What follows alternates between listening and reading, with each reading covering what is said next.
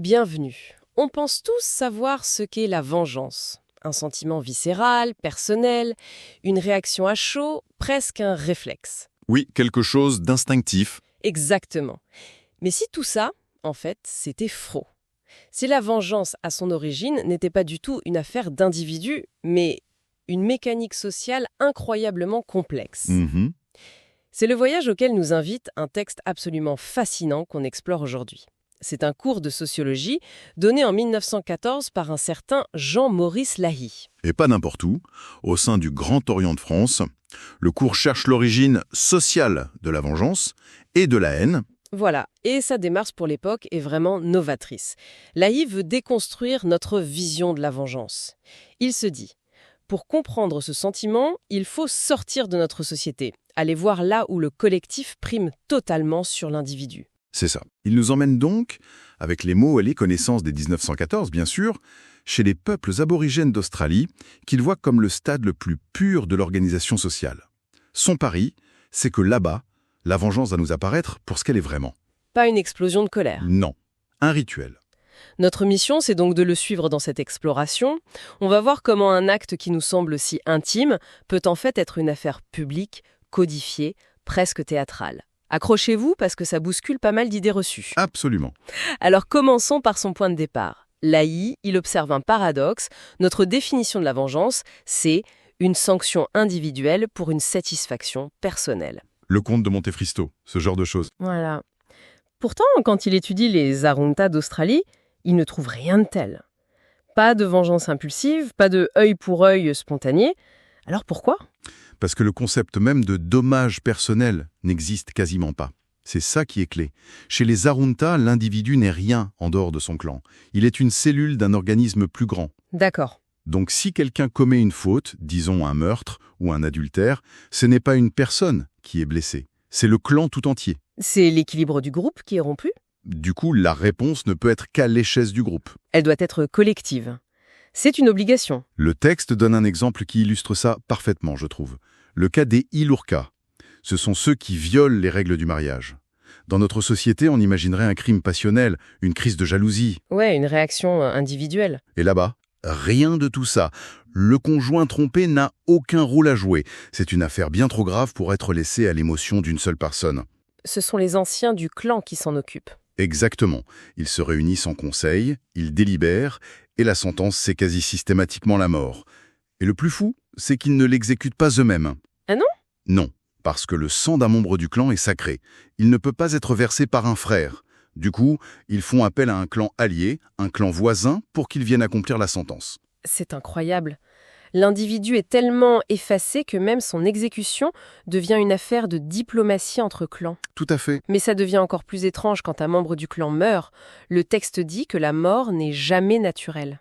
Qu'est-ce que ça veut dire ça ? Même la vieillesse ou une maladie évidente ? Exactement. Pour les Arunta, une personne ne meurt jamais de sa belle mort. La mort est toujours une agression. C'est le résultat d'un maléfice, d'un acte de sorcellerie hostile lancé par un ennemi. Ce n'est pas un événement biologique, c'est un crime. Voilà, c'est une rupture de l'ordre cosmique et social. Et une rupture pareille, ça ne peut pas rester sans réponse. Ça exige une réparation. Ça exige une vengeance. Donc chaque décès, sans la moindre exception, déclenche une enquête pour meurtre. Précisément.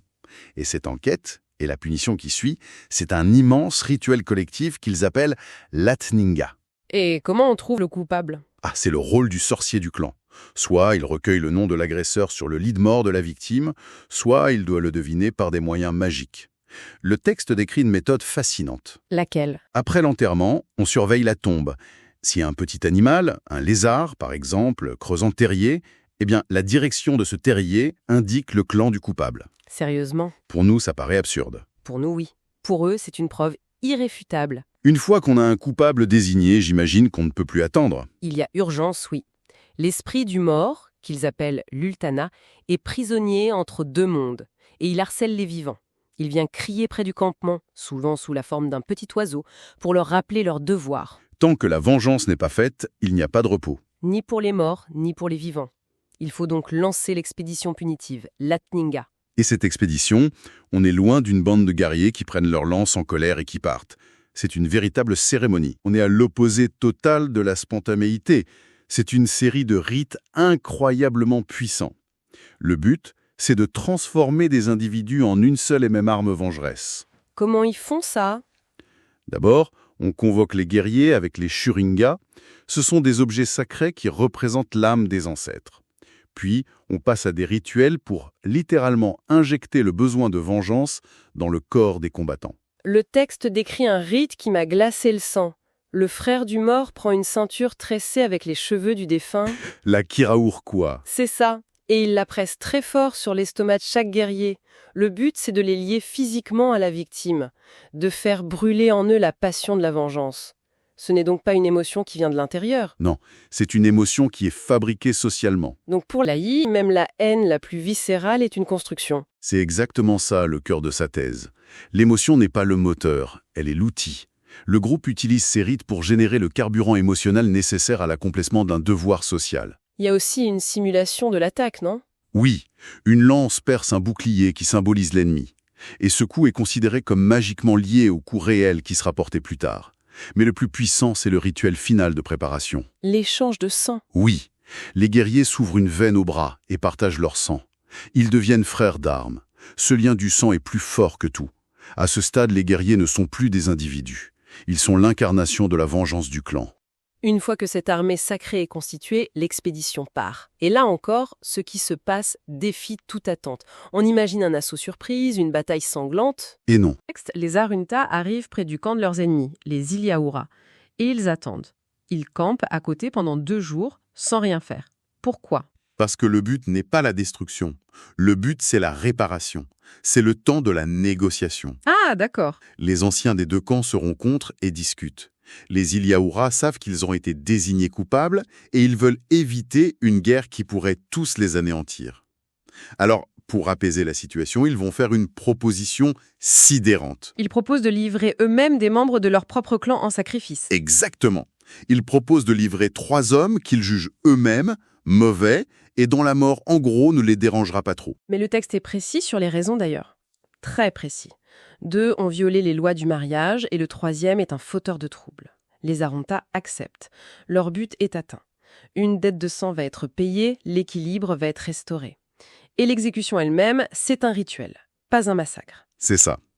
Les exécuteurs, les Imirinja, entrent dans un état sacré si particulier qu'après avoir porté les coups mortels, ils n'ont même pas le droit de toucher les corps. Leur mission est terminée. L'esprit du mort est apaisé. Mais ce n'est pas fini pour les guerriers? Non, pas du tout. Ils ne peuvent pas juste rentrer chez eux. Ils sont considérés comme contaminés, souillés par le sang qu'ils ont versé, même si c'était pour une juste cause. Ils doivent se purifier. C'est ça qui est fascinant. Le retour est aussi ritualisé que le départ. Ils se peignent le corps en noir, c'est ça? Oui, pour devenir invisibles aux esprits des hommes qu'ils viennent de tuer. Et puis, il y a ce rite final, l'Ulkila Asuma. Des femmes âgées du clan viennent frapper les boucliers des guerriers et tout le monde écoute le son. Si le son est clair, net, le guerrier est purifié. Il est libéré. Mais si le son est sourd, creux, ça veut dire qu'il est encore hanté. Il est en danger de mort. Alors on recommence le rituel, jusqu'à ce que tous les boucliers sonnent clairs. C'est seulement à ce moment-là que la vengeance est vraiment terminée. Socialement et spirituellement. Donc, pour résumer ce cas, la vengeance n'est ni personnelle, ni émotionnelle, ni spontanée. C'est un devoir social exécuté via des rites et qui se termine par une purification. L'individu est totalement absent. Mais est-ce que c'est toujours aussi collectif? Le texte mentionne d'autres formes. Oui, et c'est là qu'on voit que, même quand l'acte semble solitaire, la décision, elle, reste collective. C'est le cas du Kurdaicha. Le Kurdaicha. C'est une vengeance décidée par le Conseil des Anciens, mais exécutée par un seul homme. Une sorte d'assassin rituel qui est toujours accompagné d'un sorcier. Et son équipement est... Incroyable. Des chaussures magiques faites de plumes d'émeu et de sang humain. Pour ne laisser aucune trace. On est à mi-chemin entre le sacré et le film d'horreur. Et l'acte en lui-même, ce n'est pas un meurtre comme on entend. Non, c'est qu'un acte de pure sorcellerie. La victime est approchée dans son sommeil, piquée symboliquement avec une lance magique, puis le sorcier referme la plaie invisible et surtout, il efface la mémoire de l'événement de son esprit. La personne se réveille, ne se souvient de rien. Et meurt quelques jours plus tard d'une cause inexpliquée. C'est l'exécution parfaite, sans témoin, sans violence visible, mais toujours le fruit d'une décision du groupe. D'accord. Donc, en Australie, dans une société où tout est collectif, la vengeance l'est aussi. Mais est-ce que ce modèle tient la route dans des sociétés qui commencent à développer, disons, la propriété privée? C'est la question que Laï se pose en regardant la Mélanésie. Oui, en Nouvelle-Guinée. Il observe une société où la propriété privée émerge, notamment via les jardins potagers. Et logiquement, une nouvelle cause de conflit apparaît, le vol. La question c'est, si un propriétaire tue un voleur pour défendre son bien, que se passe-t-il? Selon notre logique, ce serait de la légitime défense, il aurait des circonstances atténuantes peut-être. Là-bas, c'est tout le contraire. En tuant le voleur, le propriétaire a peut-être protégé son jardin, mais il a commis un acte infiniment plus grave. Il a versé le sang. Il a créé un déséquilibre. Son propre clan devient responsable du meurtre. Collectivement responsable. Oui, peu importe la raison. Le clan du voleur tué a maintenant une dette de sang à réclamer.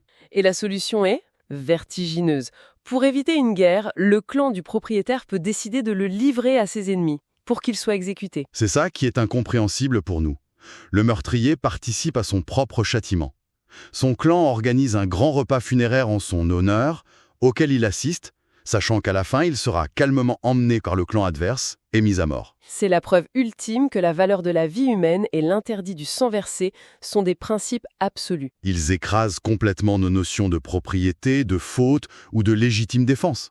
Le vol est une faute, mais le meurtre est une catastrophe cosmique qui doit être réparée à tout prix. Même au prix de la vie de celui qui était, de notre point de vue, dans son droit. C'est une logique radicalement différente. Au fond, ce que cette exploration de 1914 nous montre, c'est que la vengeance, à son origine, n'a rien à voir avec la satisfaction d'une pulsion. Non, c'est un mécanisme de régulation sociale. C'est ça, un ensemble de rites pour réparer une fracture dans l'ordre du monde, apaiser les esprits et réaffirmer la cohésion du groupe face au chaos. L'individu et sa colère sont complètement instrumentalisés, canalisés, voire niés. La vengeance n'est pas un droit qu'on prend, c'est un devoir qu'on accomplit. Ce n'est pas une passion, c'est une fonction. Et ça nous amène à une question pour aujourd'hui. Là, il suggère que c'est l'émergence de l'individu, de la propriété privée, qui a complexifié tout ça. On peut se demander si nos systèmes judiciaires modernes, Non. qui pèsent le pour et le contre, qui parlent de préméditation, de circonstances atténuantes, s'ils ne sont pas les héritiers de cette tension fondamentale. La tension entre d'un côté le besoin de sanctionner une faute et de l'autre cette idée archaïque, puissante, que la vie humaine a une valeur sacrée et que le sang versé est une souillure qui doit être nettoyée. Ce qui nous laisse avec une pensée pour la suite. En individualisant la faute, en la sortant du domaine du sacré pour la mettre dans celui du droit, est-ce qu'on n'a pas perdu de vue la dimension collective du crime? Un meurtre, aujourd'hui, c'est une affaire entre un coupable, une victime et l'État. Mais on a peut-être oublié ce que ces sociétés nous rappellent, que chaque crime est aussi, et peut-être avant tout, une blessure faite au corps social tout entier.